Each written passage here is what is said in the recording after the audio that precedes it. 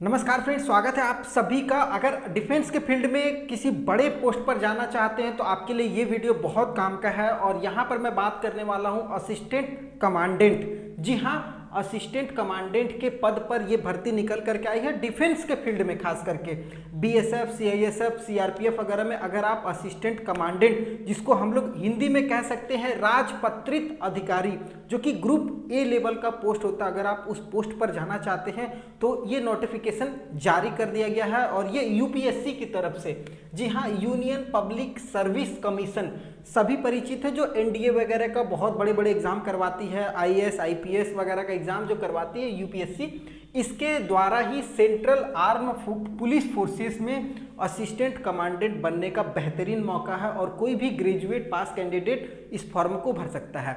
आगे बात करेंगे क्या क्या एलिजिबिलिटी मांगी गई है, इस साल कितना एज मांगा गया है, फॉर्म को कैसे आवेदन करना है, और सिलेक्शन का प्रोसेस क्या क्या रहने वाला है, किस डिपार्टमेंट में कितना सीट है, और सबसे इंपॉर्टेंट है मेरिट किस आधार पर बनेगा, और पिछली बार का कट ऑफ कितना गया था वो भी बात करेंगे। तो असिस्टेंट कमांडेंट का ये पोस्ट है और बहुत बड़ा पोस्ट होता है अपने आप में। सेना में आप डायरेक्ट किसी अधिकारी रैंक पे आप भर्ती होंगे, आपकी रिक्रूटमेंट होगी, तो ये अपने आप में बहुत खास होता है। असिस्टेंट कमांडेंट जो कि राजपत्रित अधिकारी होता है, जो कि सेना में बहुत बड़ा ओहदा होता है, पद होता है। किस किस डिपार्टमेंट में निकल करके आई है, तो बीएसएफ में है, सीआरपीएफ में है, सीआईएसएफ में है, आईटीबीपी में भी है और एसएसबी में भी है। सभी परिचित हैं, BSF border security force, central reserve police force, CISF है, central industrial security force, ITBP है, परिचित हैं भाई, एसएसबी है, ये भी परिचित है, सशस्त्र सीमा बल वगैरह। तो फॉर्म जो है वो 26 अप्रैल से चालू हो चुका है, मतलब आज से ये फॉर्म भरा जा रहा है ऑनलाइन के माध्यम से। जी हाँ, ऑनलाइन के माध्यम से फॉर्म को भर सकते हैं। आपको यूपीएससी की ऑफिशियल वेबसाइट पे जाना होगा, इसका लिंक मैं डिस्क्रिप्शन में दिया हुआ हूँ, वहाँ पर जाएंगे। वहाँ पर आपको ओटीआर मतलब वो वन टाइम रजिस्ट्रेशन होता है, ये लाइफ में एक बार होगी, और इसका मॉडिफिकेशन आप एक बार कर सकते हैं, लेकिन फिर मॉडिफिकेशन नहीं होगा कोई। आप अपने आईडी को लेकर के इसमें रजिस्ट्रेशन करेंगे लाइफ में एक बार, इसलिए रजिस्ट्रेशन करते समय बहुत सावधानी रखिएगा। अगर गलतियां हो जाती हैं तो एक बार मॉडिफाई कर सकते हैं, लेकिन फिर मॉडिफिकेशन नहीं होगा। तो ओटीआर है, वन टाइम रजिस्ट्रेशन करना है। जैसे आप डिफेंस वगैरह में देखे होंगे, आर्मी वगैरह का फॉर्म भी एक बार ही रजिस्ट्रेशन होता है, तो सेम यहाँ पर भी है। 26 अप्रैल से फॉर्म चालू हो गया है, लास्ट डेट है 16 मई। देखिए यूपीएससी की वेबसाइट है तो अच्छा खासा अच्छी चलती है, इसमें कोई डाउट नहीं है, तो आप आराम से फॉर्म फिलअप कर सकते हैं 16 मई तक। इससे पहले फॉर्म भर लीजिएगा तो अच्छा रहेगा। फॉर्म फी की बात करेंगे तो लड़कियां एससी एसटी फ्री हैं, कोई चार्ज आपके लिए नहीं लग रहा है, चाहे किसी भी कैटेगरी की लड़कियां हो, जनरल, ओबीसी, एससी एसटी सभी फ्री हैं। अगर लड़के हैं, जनरल, ओबीसी, ईडब्ल्यूएस में है तो 200 रुपये आपको जेन्युइन चार्ज देना पड़ेगा, बाकी बात एससी एसटी कोई भी कैंडिडेट हो फ्री है। तो 200 रुपये में आपको ऑनलाइन रजिस्ट्रेशन वगैरह हो करके फॉर्म फिलअप हो जाएगा। मॉडिफिकेशन, अगर आप फॉर्म मान लीजिए अभी मैंने आपको बताया ओटीआर है, वन टाइम रजिस्ट्रेशन होगा। अगर आप फॉर्म में कोई गलती हो जाती है तो 17 से लेकर के 23 मई के बीच में, मतलब फॉर्म खत्म हो रहा 16 मई को, 17 मई से 23 मई तक आप फॉर्म को सुधार कर सकते हैं। कुछ कंडीशन है, सब कुछ सुधार नहीं होगा, कुछ कुछ कंडीशन है, वो देख लीजिएगा नोटिफिकेशन में। 17 से 23 मई तक सुधार कर सकते हैं। और एग्ज़ाम जो है ना वो 6 अगस्त को आपका हो जाएगा। एग्ज़ाम जो होगा ऑनलाइन के माध्यम से होगा। और ये यूपीएससी की ना सबसे बेहतरीन मेरे को लगती है ना, एग्ज़ाम और आपका सिलेक्शन का प्रोसेस, ये सारा कुछ ना इनका टाइमली होता है। जो एक बार आपको बोल दिए वो बोल दिए, वो आपको चेंज नहीं होगा। और 6 अगस्त को आपका एग्ज़ाम एकदम 100 to 100%, एक है 10 से 12 और एक फिर 2 से 4 के बीच में एग्ज़ाम हो जाता है। 2 पाली में एग्ज़ाम होती है, तो ये आपका एग्ज़ाम कंप्लीट हो जाता है। ठीक है, एज बहुत इंपॉर्टेंट है, 20 से 25 साल। जी हाँ, कम से कम 20 साल होना चाहिए और ज़्यादा से ज़्यादा 25 साल। मतलब कब होना चाहिए, तो 1 अगस्त 2023, 1 अगस्त को अगर आपका 20 साल कंप्लीट हो जा रहा है तो भर सकते हैं। ठीक है, और 25 साल से ज़्यादा भी 1 अगस्त तक नहीं होना चाहिए। तो जिसका जिसका एज है वो देख लीजिएगा, ये खास करके जनरल वालों के लिए है। और अगर जनरल वालों में डेट ऑफ बर्थ की बात करेंगे तो 2 अगस्त 1998 से लेकर के 1 अगस्त 2003 के बीच में अगर आपका डेट ऑफ बर्थ है तो आप फॉर्म को भर सकते हैं। एससी एसटी को 5 साल की छूट मिल रही है, ओबीसी को 3 साल की, मतलब एससी एसटी वाले 30 साल तक इस फॉर्म को भर सकते हैं। अगर आपकी एज 1 अगस्त 2023 तक 30 साल भी हो जा रही है तो भी आराम से भर सकते हैं। ओबीसी वाले आपको 3 साल की छूट है, तो मतलब आप 28 साल तक फॉर्म को भर सकते हैं। ये क्लियर हो गया होगा। एजुकेशन की बात करेंगे, जेन्युइन है, ग्रेजुएट होना चाहिए, किसी भी सब्जेक्ट से हो, चाहे science, commerce, art, B, BTech सब अलाउड हैं। पास वाले, अपेयरिंग वाले, अपेयरिंग मतलब फाइनल ईयर वाले, जब आपका फाइनल डॉक्यूमेंट वेरिफिकेशन होगा तब तक आपके पास हो जाना चाहिए। तो लगभग इस साल का लास्ट तक होगा तो आपके पास हो ही जाएगा।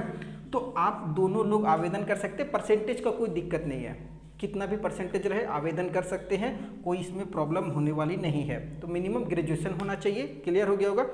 आगे सीट की बात करेंगे तो किस किस डिपार्टमेंट में कितना कितना सीट है। जैसे बीएसएफ की बात करेंगे तो बीएसएफ में टोटल 86 सीट पर भर्ती निकाली गई है। इसमें कैटेगरी वाइज सीट नहीं बांटी गई है, ये नहीं कि SC/ST को इतना, ये ऐसा नहीं होता डिफेंस में, ठीक है। तो बीएसएफ में 86 सीट है। अगर सीआरपीएफ की बात करेंगे तो 55 सीट है, सीआईएसएफ में 91 है, आईटीबीपी में 60 सीट है और एसएसबी में 30 सीट है। तो ये आप देख सकते हैं हर एक डिपार्टमेंट में इतना इतना सीट है। तो लगभग अगर आप टोटल जोड़ेंगे तो 200 कुछ सीट होगा। आप जोड़ करके बार हमको भी बता दीजिएगा, कमेंट में जरूर बताइएगा। तो टोटल इतना सीट पर ये भर्ती निकल करके आई है। अब आपका जो भी फेवरेबल होगा, जिसमें आपको जाना है उसके लिए उस हिसाब से तैयारी करनी होगी। तैयारी करने के लिए जानना जरूरी होता है ना, कि कितना तैयारी करना है, कैसे करना है, वो इम्पोर्टेंट है। देखिए, तैयारी शुरू करने से पहले ना आप अपनी हाइट वगैरह, वजन वगैरह, चेस्ट वगैरह को पहले मेजर कर लीजिए। अगर एलिजिबल है तभी फॉर्म को डालिएगा। तो उसके लिए हाइट कितना मांगा जा रहा है, तो 165 सेंटीमीटर है लड़कों के लिए, कम से कम इतना होना चाहिए। अगर इससे कम है तो कोई छूट वगैरह नहीं है हाइट में, जनरल में, जनरल के सभी लड़कों को, ठीक है। तो हाइट में 165 चाहिए, लड़कियों को 157। अगर आपका इतना है हाइट सेंटीमीटर में तो आप इस फॉर्म को भर सकती है। चेस्ट की बात करेंगे तो 81 सेंटीमीटर कम से कम होना चाहिए। 5 का फुलाव भी मांगा गया, मतलब 86 हो जाना चाहिए फुला उला करके लड़कों के लिए। लड़कियों के लिए ऐसा कुछ नहीं है। वेट की बात करेंगे तो वजन जो है आपके हाइट और एज के हिसाब से आपका वजन का रेशियो है। तो मिनिमम 50 केजी बोला ही गया है भाई। 165 अगर आपकी हाइट है तो 50 केजी से कम वजन लड़कों का नहीं होना चाहिए। लड़कियों का कम से कम 46 किलो से कम तो होना ही नहीं चाहिए, ठीक है। तो ये आपका एक बेसिक कट ऑफ बता दिया गया है। तो आपको यहाँ से एक अंदाजा लग गया आप एलिजिबल है या नहीं है। अगर एलिजिबल है तो फिर आगे देखिए, सैलरी इतनी मिलेगी 56,100 से लेकर के 1,77,500। पे बैंड 3 का ये आपका पेमेंट है 7 पे स्केल के अंतर्गत ये आपकी सैलरी बनेगी। तो मतलब समझ सकते हैं सैलरी लाख रुपए तो आराम से, क्योंकि भाई राजपत्रित आप अधिकारी बन रहे हैं, ग्रुप ए लेवल का डिफेंस में आपको पोस्ट मिल रहा है। तो भाई कमाल है सैलरी। सिलेक्शन का प्रोसेस बहुत इंपॉर्टेंट है और बहुत सिंपल रखा जाता है। सिंपल रखा जाता है लेकिन सिंपल होता नहीं है, वो देखिएगा कैसे। फर्स्ट स्टेज बताया गया है, रिटर्न लेंगे भैया 6 अगस्त 2023 को। यहाँ पर मैंने आपको बता ही दिया था 6 अगस्त 2023 को आपका पहला एग्जाम हो जाएगा। और वो जो एग्जाम होगा ना वो आपका MCQ होगा, मतलब ऑब्जेक्टिव टाइप से पेपर होने वाला है। पेपर 1 जिसको बोला गया है, ठीक है, जिसमें जनरल एबिलिटी एंड इंटेलिजेंस से आपका 250 नंबर का एग्जाम होगा, ठीक है। सोच लीजिए कितना कम सिलेबस है और कितना ज़्यादा मार्क्स दिया गया। जनरल एबिलिटी और इंटेलिजेंस, इसमें फुल डिटेल में सिलेबस चाहिए तो नोटिफिकेशन में दिया हुआ है। अगर आप बोलेंगे तो उस पर मैं एक अलग वीडियो बना दूंगा, ठीक है। तो जनरल एबिलिटी और इंटेलिजेंस को मिला करके 250 नंबर का आपका ये पूरी पेपर होने वाला है। ऑब्जेक्टिव टाइप से कंप्यूटर बेस्ड पेपर रहेगा, ठीक है। और ये जो क्वेश्चन का पैटर्न रहेगा हिंदी और इंग्लिश दोनों में देखने को मिलेगा।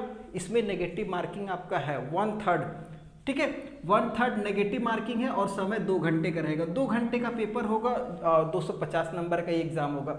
अगर आप इस पेपर को पास करते हैं तब आपका पेपर 2 तो होगा ही होगा, लेकिन तभी चेक होगा जब आप पेपर 1 को पास कर जाइएगा, ठीक है। तो पेपर 2 आपको देना है लेकिन चेक तभी होगा जब आप पेपर 1 को पास कर जाइएगा, तब पेपर 2 चेक होगा। और पेपर 2 में क्या है, जनरल स्टडी से और ए से मिला करके आपका 80 नंबर का एग्जाम हो जाएगा और कंप्रीहेंशन से 120 नंबर का एग्जाम होगा। मतलब 200 नंबर का आपका पेपर 2 होगा 3 घंटे का। मतलब ये वाला जो सेक्शन है ना, ये थोड़ा सा आपको कह सकते हैं रिटेन टाइप से हो गया, ठीक है। ये तो ऑब्जेक्टिव हो गया और ये आपका रिटेन टाइप से हो गया। 200 नंबर का 3 घंटे का पेपर होगा। तो ये वाला चीज़ आपको थोड़ा सा ध्यान देना है। 80 नंबर का जनरल स्टडी और एसे को मिला करके रहेगा और कंप्रीहेंशन से केवल 120 नंबर का आपका एग्जाम होगा। 200 नंबर का टोटल एग्जाम होगा 3 घंटे का। अगर पेपर 1 को मान लीजिए कोई भी क्वालिफाइंग मार्क्स रख देता है, मान लीजिए 40% कम से कम लाना रहेगा जनरल वालों के लिए, तो अगर आपका पेपर 1 में 40% नंबर आ गया तभी आपका पेपर 2 चेक होगा, वरना पेपर 2 चेक नहीं होगा और आपका कहानी खत्म हो जाएगा, ठीक ठीक है। तो अगर मान लीजिए पेपर 1 पेपर 2 दोनों आपका चेक हो जाता है तो बहुत बढ़िया है, फिर आपको आगे अपॉर्चुनिटी मिलेगी। ठीक है, तो यहाँ पर देखिए मैंने आपको बता भी दिया था पेपर 1 पास करने के बाद ही पेपर 2 का जांच होगा। तो ये आपका लगभग एग्जाम से रिलेटेड कहानी यहीं पर ही ख़त्म हो जाती है। पेपर 1 पेपर 2 अगर आपने दे दिया, दोनों पास कर लिया अच्छा खासा, और मेरिट कितना पे बनेगा वो आगे मैं बता दूंगा। ठीक है, उसके बाद नेक्स्ट हो जाएगा पीएसटी, फिजिकल स्टैंडर्ड टेस्ट होगा, जिसमें मैंने आपको बता दिया हाइट वगैरह 165 सेंटीमीटर है लड़कों को, लड़कियों को 157 सेंटीमीटर, चेस्ट वगैरह देख ही सकते हैं। पीएसटी अगर आपका शुरू में ही आपको पता है भाई एलिजिबल है तो इसमें ज़्यादा जानकारी लेने की जरूरत नहीं है। थर्ड पे हो जाएगा पीईटी, जिसको फिजिकल इफिशियंसी कहते हैं। जी हाँ, फिजिकल इफिशियंसी टेस्ट होती है जिसमें आपका स्टैमिना वगैरह की जांच होगी। भाई डिफेंस के फील्ड में जा रहे हैं तो दौड़ वगैरह बहुत इंपॉर्टेंट है। तो सबसे पहले क्या रखा गया, 100 मीटर, एक नंबर पे 100 मीटर की दौड़ है। लड़कों के लिए 16 सेकेंड का समय है, लड़कियों के लिए 18 सेकेंड, 2 सेकेंड का अंतर है भैया। तो अभी से तैयारी कर लीजिए अगर आपका ये बहुत अच्छा है तो। अगर मान लीजिए 100 मीटर पास कर जाते तो फिर सेकंड में होगा 800 मीटर की दौड़ होगी। लड़कों के लिए 3.45 सेकंड का समय दिया जाएगा, 3 मिनट 45 सेकंड का। लड़कियों को 4 मिनट 45 सेकंड का समय दिया जाएगा। ठीक है, 800 मीटर की दौड़ में। अगर मान लीजिए दौड़ भी पास हो जाते फिर लॉन्ग जंप होगा थर्ड में। लॉन्ग जंप में 3.5 मीटर है लड़कों के लिए और 3 मीटर है लड़कियों के लिए। लॉन्ग जंप जो दूरी तक हम लोग कूदते हैं। उसके बाद शॉर्ट पुट है जिसमें लगभग 7.26 kg का वेट रहेगा।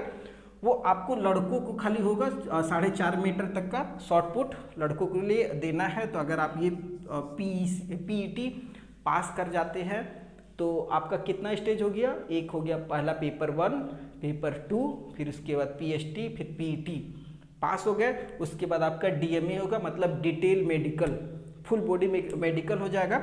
अगर मेडिकल में आप पास हो जाते हैं तो फिर आपका फाइनल में होगा इंटरव्यू और पर्सनैलिटी टेस्ट।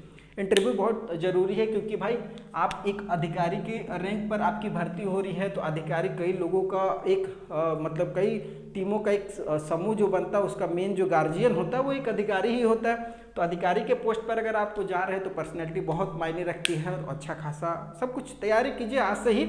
150 नंबर का ये होगा इंटरव्यू आपका या पर्सनैलिटी चेक।